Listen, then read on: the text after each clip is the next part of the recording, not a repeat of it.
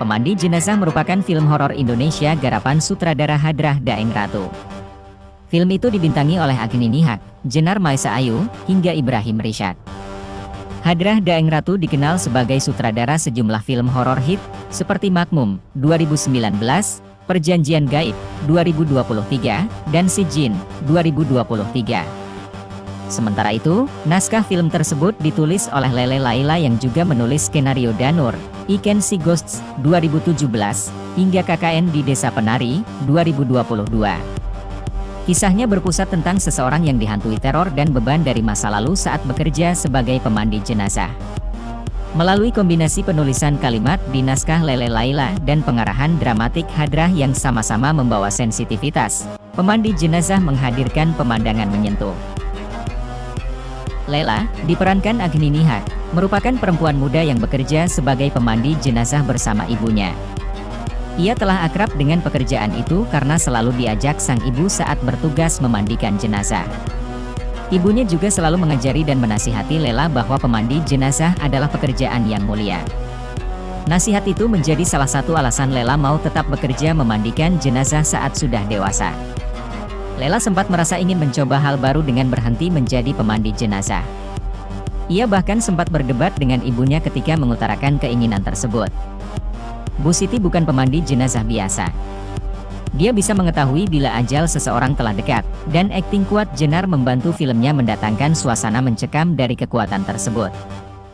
Sang aktris sanggup menyalurkan rasa takutnya kepada penonton, lalu membuat kita percaya bahwa kemampuan itu, yang memaksanya terus menatap wajah kematian, lebih terasa seperti kutukan daripada anugerah.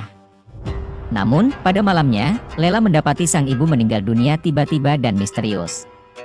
Ibu Lela itu wafat setelah mengalami muntah darah dan kejang-kejang. Kematian itu memicu desas-desus di kalangan warga.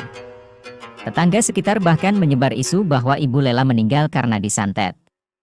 Lela yang mendengar rumor itu tak kuasa untuk mencari petunjuk yang dapat menjawab berbagai kejanggalan. Ia kemudian menemukan beberapa hal yang mencurigakan.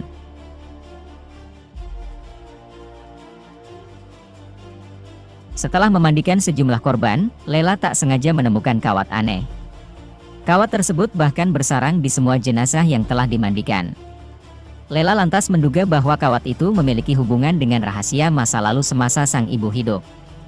Namun, saat mencari jawaban yang lebih jelas, Lela justru diteror hantu-hantu misterius dan berbahaya. Bu Siti meninggal dalam kondisi bersimbah darah, tidak lama selepas kematian teman dekatnya, Bu Ida, Riafinola Ivanisari.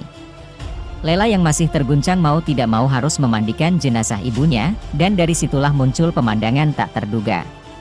Bagaimana Lela menangis sembari menutup mata Bu Siti, kemudian meminta sang ibu untuk ikhlas supaya ia dapat memandikan jenazahnya, memunculkan interaksi heartbreaking yang masih berpusat pada pergulatan karakter dengan konsep kematian.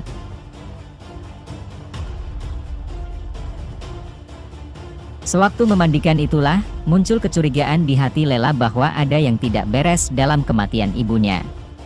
Lela yakin ibunya jadi korban santet, yang kemungkinan juga bakal menimpa 3 sahabat Bu Siti yang masih tersisa, Bu Ana, diperankan Foni Anggraini, Bu Teri, diperankan Ruth Marini, dan Bu Tuti, diperankan Mian Tiara.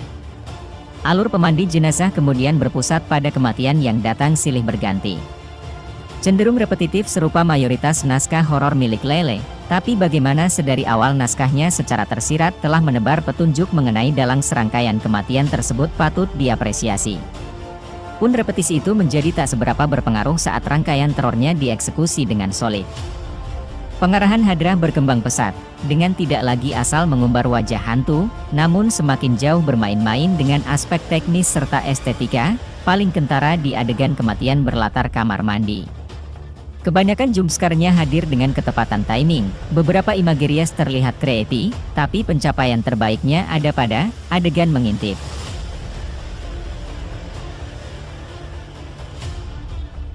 Pemandi jenazah memang masih meninggalkan berbagai kelemahan.